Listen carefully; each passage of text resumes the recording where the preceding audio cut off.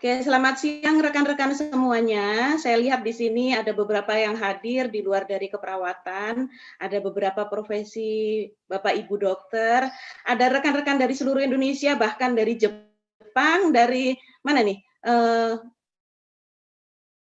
Arab Saudi juga ada ya. Jadi, aduh luar biasa ini antusiasmenya. Terima kasih. Saya sudah diberikan waktu untuk memaparkan tentang paparan infeksi COVID pada tenaga kesehatan di rumah sakit. Dengan sebelum saya memulai sesi saya, perkenankan saya karena ini masih momen Lebaran ya. Saya mengucapkan minal aidin wal faizin, mohon maaf lahir batin untuk rekan-rekan semua yang merayakan. Dan juga selamat Hari Perawat, teman-teman. Selamat Hari Hand Hygiene Day tanggal 5 Mei ya. Oke, untuk mempersingkat waktu kita mulai saja ya. Boleh share?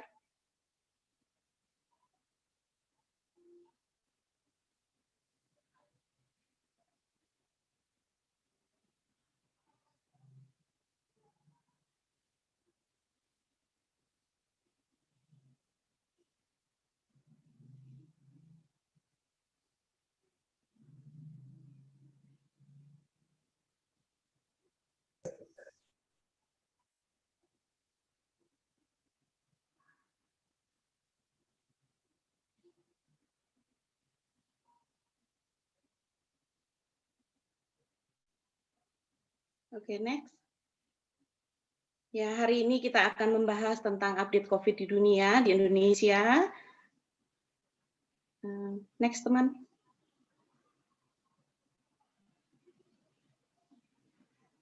Tentang kematian tenaga kesehatan, kasus COVID di RSPJ, di Rumah Sakit Premier Jatinegara, penyebab tingginya kasus COVID pada nakes, strategi untuk menurunkan kasus COVID, dampak psikososial, dan kesimpulan. Lanjut. Nah, teman-teman, seperti yang kita ketahui bersama, kalau kita lihat ini adalah gambaran dunia, angka COVID yang saat ini ada, bisa dilihat ya teman-temannya, 164.464.039. Lanjut. Dengan lingkarannya itu ada di daerah, ada di benua Asia, Afrika ya teman-teman.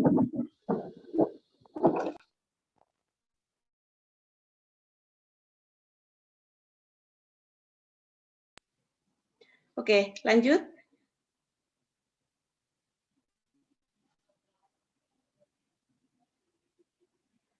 Nah, ini seperti yang tadi sudah dijelaskan oleh Dr. Susan ya teman-teman.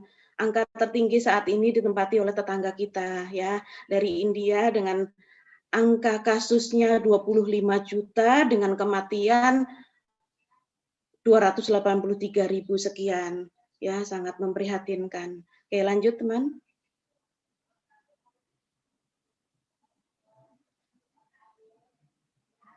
Nah, bagaimana untuk di Indonesia? Ini saya ambil per tanggal 18 Mei.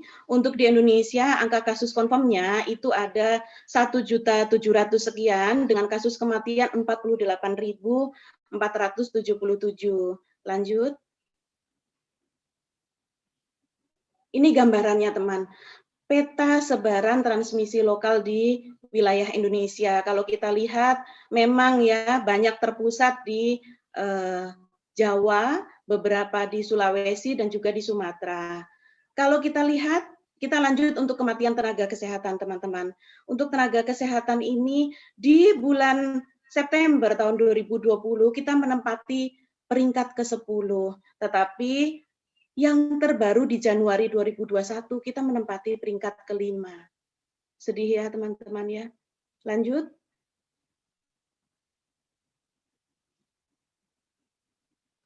Nah, bagaimana untuk di Indonesia? Ini bisa kita lihat dari bulan Maret sampai ke awal Maret. Kalau kita lihat grafik yang tertinggi, ini ada di bulan Januari dan Februari. Lanjut.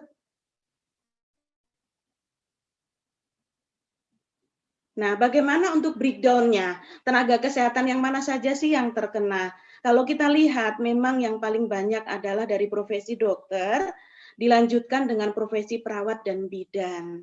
ya, dengan total sejumlah 641 kematian tenaga kesehatan. Lanjut.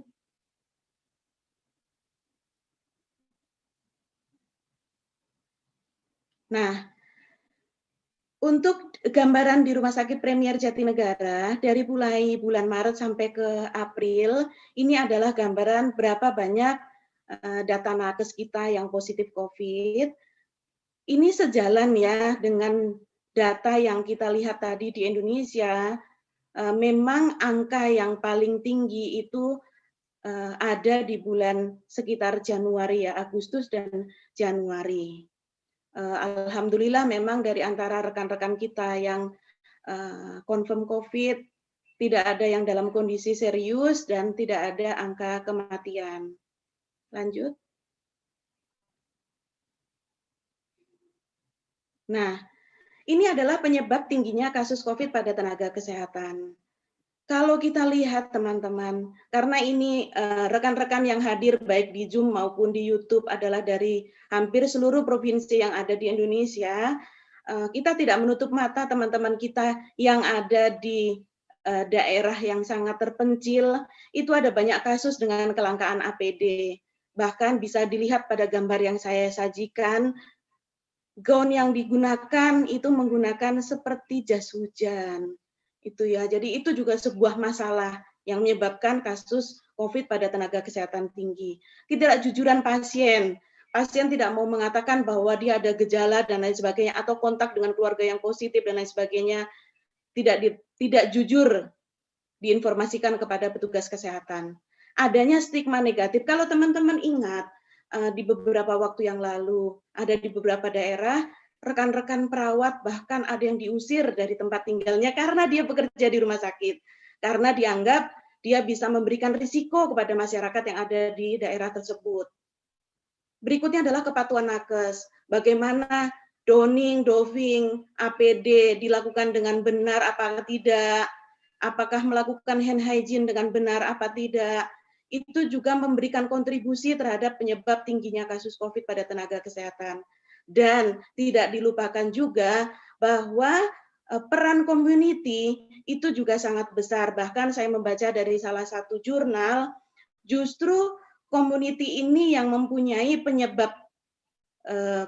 andil terhadap penyebab tingginya kasus COVID pada nakes. Karena bisa kita, kalau kita lihat ya, mungkin rekan-rekan kita pada waktu bekerja di rumah sakit ikut semua protokol kesehatan dengan baik dan benar, tetapi saat kembali ke masyarakat mungkin ada beberapa yang tidak melakukannya, atau mungkin karena dia kontak dengan keluarga tanpa menggunakan APD. Nah, itu semua memberikan risiko menyebabkan tingginya kasus COVID pada tenaga kesehatan. Lanjut.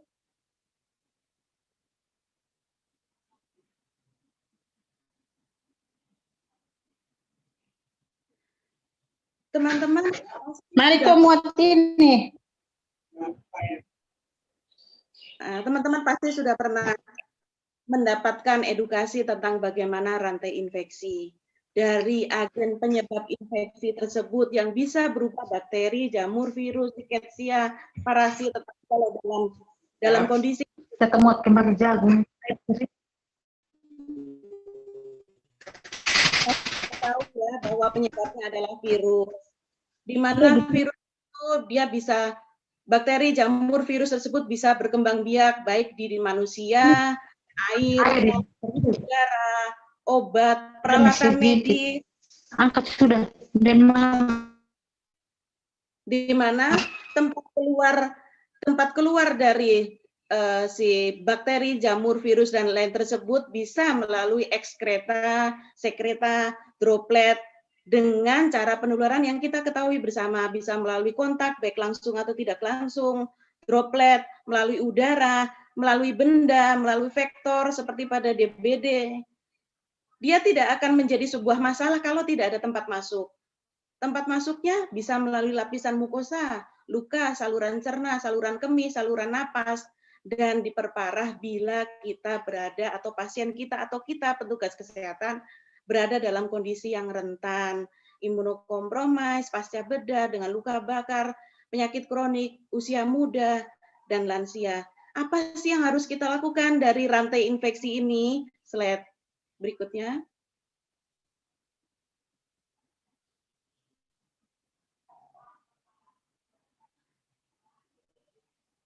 Yang harus kita lakukan adalah memutus rantai penularan COVID-19. Sama seperti yang tadi dijelaskan oleh Dr. Susan, kunci utamanya adalah memutus rantai penularan COVID-19. Bagaimana caranya? Next.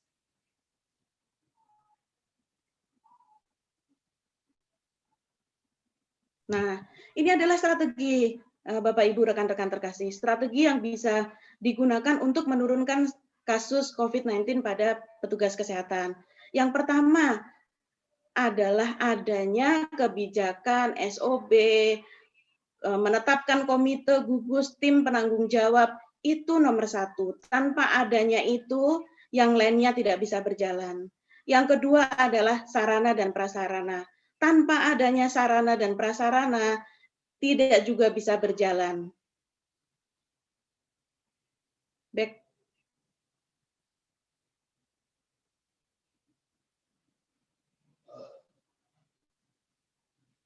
Tim panitia.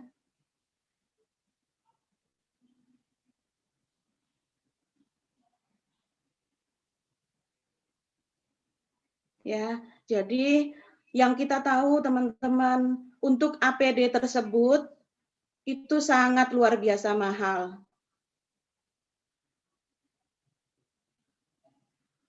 Tim panitia mohon kembali ke slide.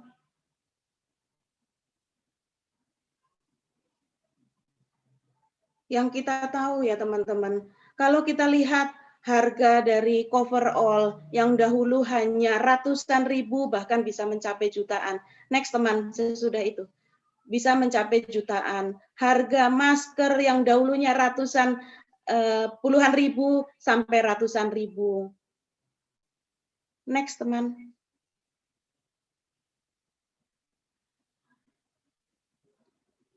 Ya, jadi memang termasuk juga harus menyiapkan ruangan-ruangan untuk perawatan, menyiapkan SDM, peralatan, dan itu semua tidak ada artinya tanpa adanya implementasi PPI secara konsisten, komprehensif, dan berkelanjutan. Tetapi ada satu hal lagi yang sangat berperan, yaitu adanya pelaporan, di mana apabila terjadi ada kondisi staf tersebut bergejala, dia harus melaporkan, harus dilakukan kontak tracing. Nah, ini adalah ruang lingkupnya, teman-teman ya. Apa yang harus dilakukan, yaitu kewaspadaan standar dan kewaspadaan tambahan. Next.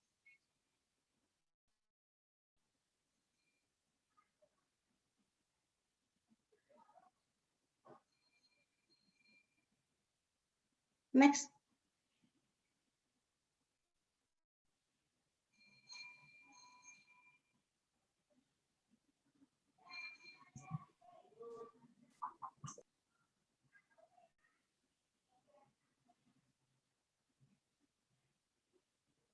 Oke, jadi kalau kewaspadaan standar itu adalah kewaspadaan yang memang wajib kudu kita lakukan dalam semua kondisi terhadap semua pasien kita. Next, teman. Sedangkan kewaspadaan tambahan itu disesuaikan dengan jenis penularannya. Bagaimana, apakah dia transmisinya melalui kontak, droplet, atau airborne. Nah, ini adalah kewaspadaan standar. Apa saja yang harus kita lakukan? Yang pertama adalah kebersihan tangan, APD, dekontaminasi peralatan perawatan pasien, pengendalian lingkungan, pengelolaan limbah, penata laksanaan linen, perlindungan tenaga kesehatan, dan lain sebagainya. Nah, ini adalah strategi di Rumah Sakit Premier Jatinegara ya. Karena tadi yang pertama saya katakan bahwa dukungan untuk kebijakan panduan SOP itu harus dilakukan. Ini adalah beberapa yang saya tampilkan dari mulai penunjukan gugus tugas, pembuatan panduan untuk penanganan COVID, APD, dan lain sebagainya. Next.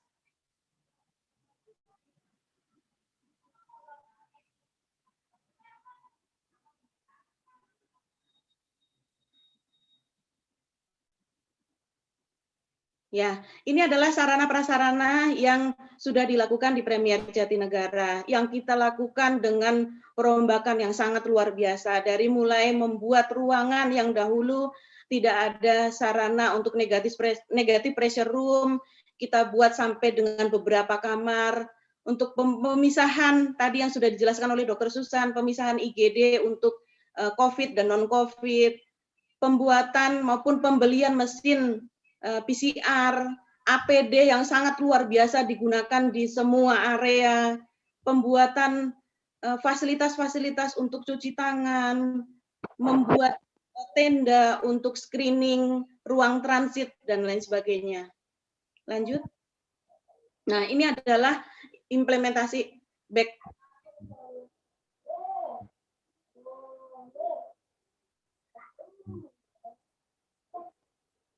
implementasi PPI yang sudah dilakukan. Dari mulai pembersihan peralatan perawatan pasien, kita mengatur juga jam makan dengan jumlah tenaga kesehatan yang boleh berada dalam sebuah ruangan, kita batasi. Pengaturan loker untuk petugas kesehatan dengan pembatasan jumlah dan layout kita rubah. Untuk pembersihan kita naikkan frekuensinya, yang biasanya dahulu misalkan contoh untuk lift yang dahulunya bisa satu shift satu kali, dalam kondisi pandemi bahkan 1 jam sekali kita lakukan desinfeksi, maupun area-area risiko tinggi lainnya. Kita juga mengadakan pelatihan bagaimana cara menggunakan APD maupun melepas APD dengan baik dan benar, membatasi pengunjung dan lain sebagainya yang kita lakukan. Next.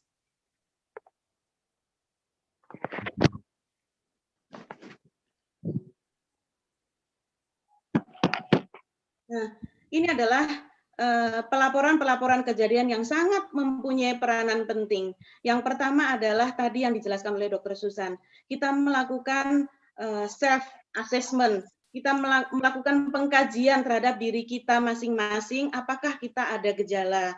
Setiap hari sebelum bekerja, wajib mengisi form online yang akan ditarik, dan apabila didapati staf tersebut bergejala, maka segera lapor kepada supervisor dan tidak boleh bekerja. Langsung menuju ke posko untuk dilakukan screening lanjutan. Apabila ada kontak dengan keluarga, dengan teman, dengan lingkungan terdekat, ternyata ada kontak dengan confirm COVID atau dengan pasien, itu pun kita lakukan kontak tracing. Kita data dengan menggunakan data secara online, dan juga penjadwalan kontak tracing maupun screening. Screening untuk di zona hijau kami lakukan 1 bulan sekali, seluruh tenaga kesehatan tanpa terkecuali. Dari semua area itu di zona hijau kita lakukan 1 bulan sekali. Tetapi untuk di zona merah kita lakukan 2 kali sebulan. Lanjut.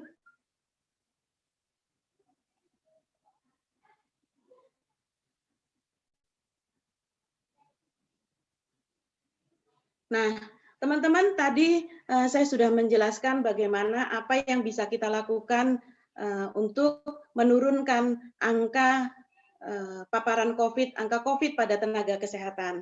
Nah, tidak lupa juga teman-teman bahwa ternyata pandemi COVID ini selain memberikan dampak secara fisik, psikis juga ikut kena. Jadi dampak psikososial pada tenaga kesehatan di masa pandemi ini yang kadang-kadang itu terlupakan. Nah, ini mari kita bahas lebih lanjut. Lanjut.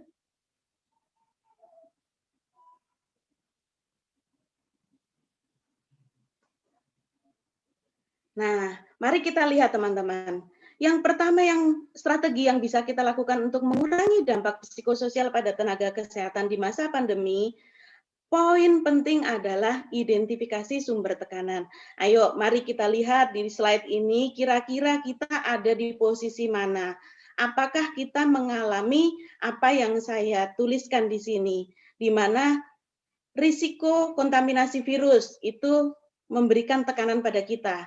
Perpisahan yang abnormal karena karantina, terputusnya irama harian karena pekerjaan, siapa yang stres karena harus melakukan kewaspadaan terus-menerus terhadap protokol pencegahan infeksi, adanya ketegangan antara pasien dan petugas, beban dan tekanan kerja yang tinggi, kekurangan petugas, kurang waktu istirahat, pemindahan tempat tugas, dirotasi, harus adaptasi dengan lingkungan baru, kelelahan fisik, kurang dukungan logistik, kekhawatiran terhadap kesehatan diri dan orang lain, gangguan emosional, kekerasan dari pasien maupun keluarga, stigma terhadap petugas.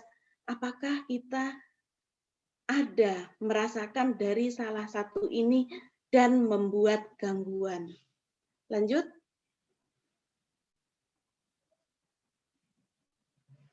Apa sih supaya kita bisa mengidentifikasi sumber tekanan yang tadi, apa yang bisa kita lakukan? Yang pertama metodenya adalah survei. Yang kedua observasi. Jadi tim PPI ataupun dari manajemen turun ke bawah. Turun ke semua zona hijau, zona merah, dilihat, disampaikan apa yang menjadi masalah di dalam kondisi pandemi COVID ini. Bisa dilakukan juga dengan pertemuan berkala untuk dengar pendapat. Nah, kebetulan di rumah sakit kami setiap 1 minggu sekali kita ada melakukan malam minggu yang sangat bermanfaat, bertemu untuk membahas apa sih informasi-informasi baru di setiap hari Sabtu malam, dan juga apa kendala-kendala di lapangan itu disampaikan di situ. Nah, ini Bapak Ibu, rekan-rekan bisa digunakan. Lanjut.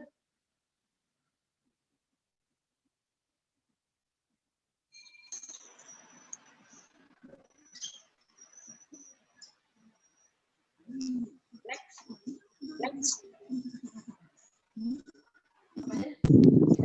Nah, ini adalah upaya-upaya yang bisa kita lakukan. Dimulai dari upaya promosi. Dok, udah buka Zoom-nya, Dok. Oh, apa adik? Jadi, yang pertama adalah dengan memenuhi kebutuhan dasar. Kalau di rumah sakit kami, semua teman-teman yang berdinas di zona merah, itu tidak usah pusing untuk memikirkan hari ini mau makan apa ya.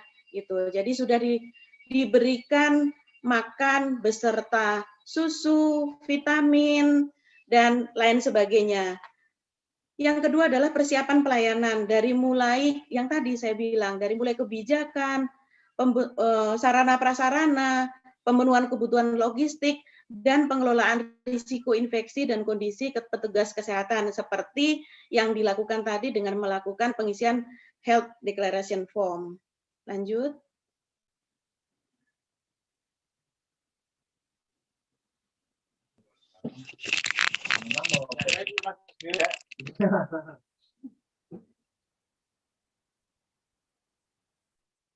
Lanjut.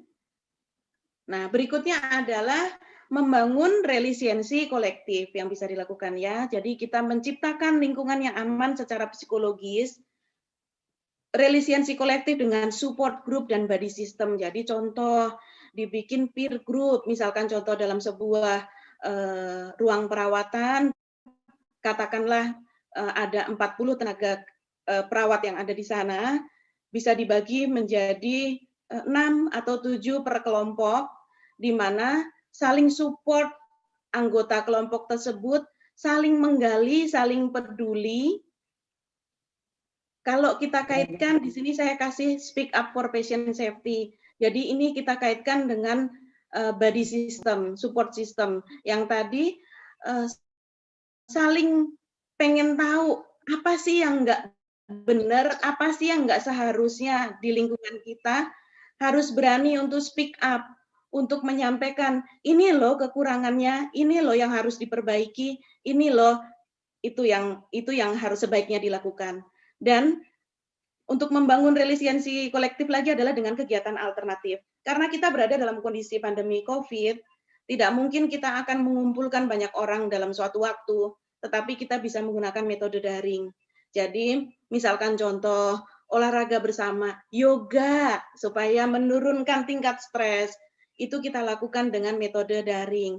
Atau mungkin kegiatan-kegiatan yang lain, edukasi, sharing-sharing, itu bisa kita lakukan. Next.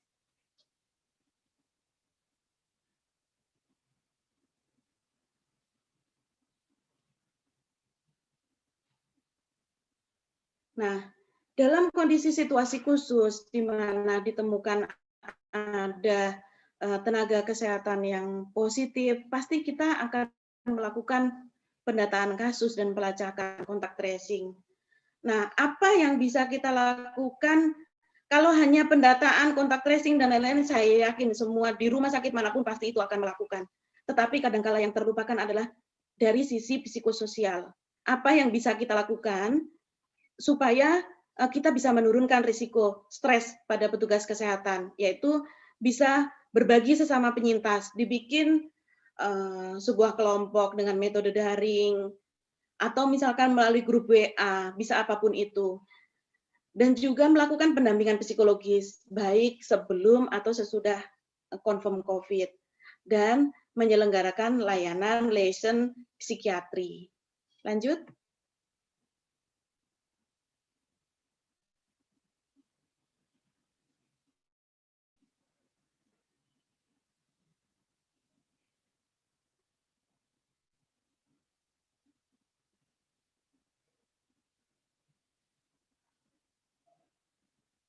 Silakan, Bu Tin. Oke, sepertinya sorry, saya ada gangguan. Berikutnya. Belum terbuka di saya soalnya. Oke, mohon maaf Bu Tin, mungkin ada sedikit delay, tapi sudah slide selanjutnya. Berikutnya adalah upaya preventif. Nah, apa yang bisa dilakukan dengan upaya preventif tersebut? Yang pertama dengan dibentuk konselor sebaya. Nah,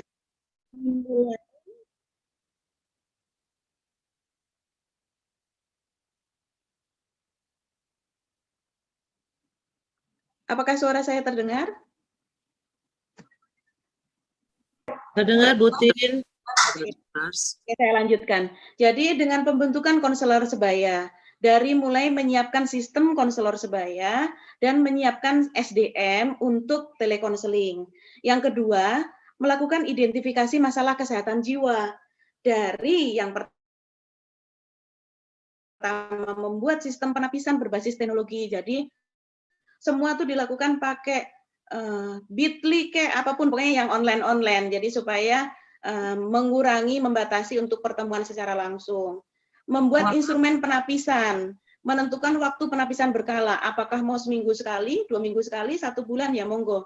Dari masing-masing rumah sakit bisa menentukan. Melakukan pemantauan dan pengecekan gejala psikologis pada petugas, dengan dibantu yang tadi, adanya peer group tadi. Lanjutnya adalah layanan kesehatan jiwa spesifik. Jadi di sini rumah sakit menyediakan SDM untuk konseling individual, karena kadangkala mungkin pada beberapa orang untuk berbagi kepada misalkan peer grupnya tersebut mungkin tidak leluasa. Jadi bisa dilakukan dengan konseling secara individual. Lanjut. Ya, sambil menunggu slide berikutnya, sambil mengingatkan waktu 5 menit lagi ya Bu Tin, mohon maaf. Oke. Nah, berikutnya adalah upaya kuratif.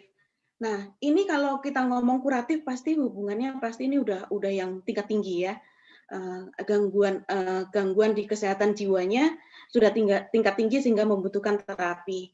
Nah, ini rumah sakit harus menyediakan SDM psikiatri yang ada di rumah sakit, bisa ditunjuk dari mulai membuat PPK-nya sampai ke rancangan kebutuhan obat yang akan diberikan kepada tenaga kesehatan tersebut. Lanjut.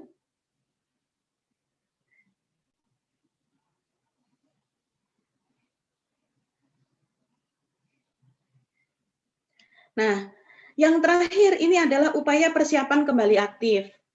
Jadi kalau dari antara beberapa rekan kita yang kebetulan mendapatkan kondisi harus positif COVID sebelum kembali bekerja, yang dilakukan pertama adalah pemeriksaan persiapan. Dari mulai menyusun alur persiapan kesehatan fisik dan kembali lagi nih, mental. Jadi bukan hanya fisiknya saja, tetapi yang harus digali adalah dari sisi mental. kita melakukan pemantauan dan evaluasi kinerja dari mulai menyiapkan panduan kerjanya, menyusun jadwal kerja sesuai dengan kemampuan. Kalau kita boleh perhatikan, teman-teman kita yang sesudah post-COVID, bahkan ada beberapa yang tidak bisa kembali beraktivitas seperti sedia kala, karena sesak saat beraktivitas dan lain sebagainya. Oleh karena itu, penyusunan jadwal kerja harus disesuaikan dengan kemampuan staf tersebut. Dengan menerapkan body system diam aja gitu loh. dan juga untuk kontak berkala untuk evaluasi pasca bekerja. Lanjut.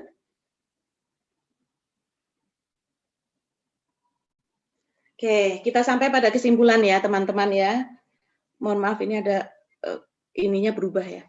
Oke, kesimpulannya adalah jadi Bapak Ibu rekan-rekan yang ada di Zoominar ini, kesimpulannya yang pertama adalah paparan infeksi COVID pada tenaga kesehatan itu tidak dapat terelakkan, baik saat bekerja maupun di luar rumah sakit, di mana dukungan manajemen dalam perencanaan, kebijakan, panduan, SOP, pembentukan tim pengadaan sarana prasarana, SDM anggaran, pengelolaan risiko dan kondisi kesehatan nakes sangatlah penting. Tetapi tidak lupa juga bahwa perencanaan, implementasi, evaluasi, dan tindak lanjut terhadap program PPI harus dilaksanakan secara konsisten, komprehensif, dan berkelanjutan. Kita jangan lupa bahwa pandemi COVID ini juga berdampak pada psikososial, psikologis nakes, sehingga identifikasi sumber tekanan, upaya promotif, preventif, kuratif, serta persiapan kembali bekerja harus dilakukan untuk mempertahankan produktivitas dan kesehatan jiwa tenaga kesehatan. Lanjut.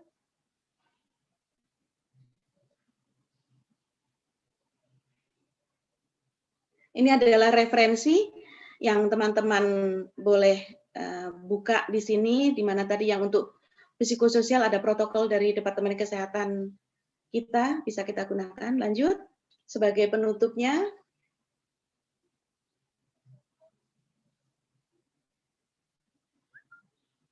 Oke, ya jadi teman-teman perawat adalah real life heroes.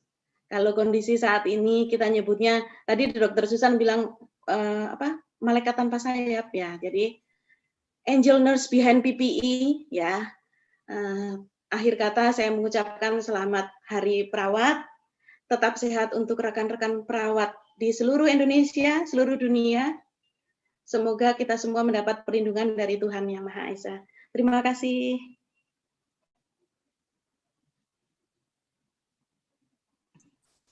Amin, amin ya.